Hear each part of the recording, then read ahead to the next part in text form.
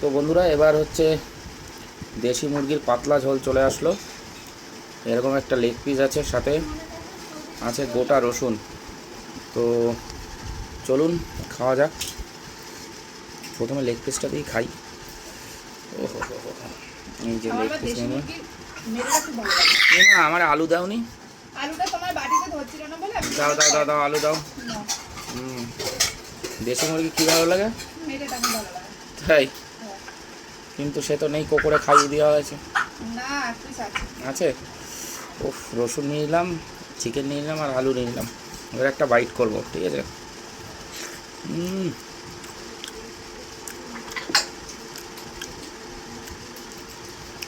আর একটা বাইট করি। এই যে রসুন, এই এক টুকরো চিকেন আর এই আলু, এর মজাই আলাদা।